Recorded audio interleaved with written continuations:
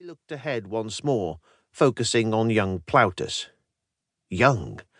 The lad was probably the same age as him, in truth, but his eagerness for this dismal supply depot duty made him seem so much younger. What? Do we hire 4 new men, sir, or do we wait for instructions from command? The man repeated with exaggerated patience. Vincentius huffed and blew angrily into his hands again. It had both surprised and irritated him when he'd been given this command that he'd had no Roman troops assigned to him. Legionaries would pass through regularly, of course, with the supply wagons, but his grand command had consisted of 4 surly, ill-spoken, hairy, stinking locals who resented his very existence. They had been paid monthly, more than Vincentius thought they could ever be worth, but apparently they were Aedui tribesmen, and therefore the commanders seemed to think they needed to be looked after. At least they spoke Latin, even if only as well as a 3-year-old.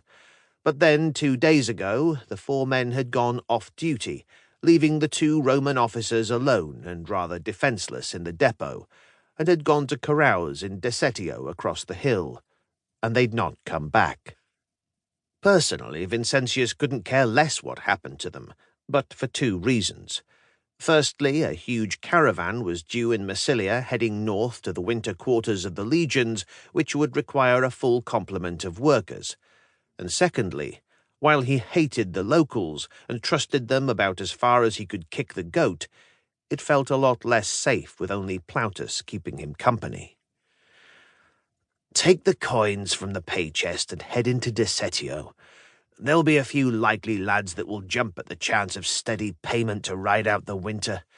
See if you can cut the pay offer and still get strong men, though, Plautus. Might as well skim a few coins from the top and make this awful place worthwhile. As the young cavalryman saluted and wandered off about his business, Vincentius pulled his cloak, an item of apparel that made about as much difference as a gossamer tunic in this weather, tight around him, and scurried off back to his hovel. As he approached, he noted with some relief that at least his adjutant had got a fire going while he'd been out for a shit and a wash. A grey column drifted up from the smoke hole in the centre of the roof. With immense gratitude, Vincentius pushed open the door of his accommodation, pausing just inside for a moment to let his eyes adjust as the door clunked shut behind him. The difference in comfort of the interior's fire-lit warmth, even if it did still smell of the goat which had clearly lived here before him, was palpable, and he dropped the ice-cold cloak onto the chest near the door and strode over towards the small central hearth, rubbing his hands and anticipating the warm orange glow. He barely noticed the movement in the periphery of his vision, but some sense made him look up, away from the fire, the light still dancing wild in his retinas, just as the figures emerged from the shadows at the edge of the room. 3 thoughts ran through his mind in quick succession. Where is my sword? Are these my missing workers?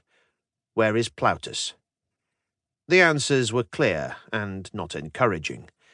His sword was by his bed at the far side of the room, along with anything else of use. There were more than 4 men here, and they did not have the same churlish air that he'd come to recognize from his Aedui workers, radiating more menace than irritation. And Plautus would be somewhere out in the compound, going about the endless tasks that kept him busy. He tried to shout out in alarm, but a huge hand clamped across his mouth and stifled the noise. How many figures there were he couldn't tell, but he could see 6 before him, and felt the presence of more behind. They moved like hunting cats, with grace and silence, so eerily, in fact, that he wondered for a moment if they were Lemures, the restless dead, come to claim a living victim. But these were no spirits, for all the terror with which they filled him.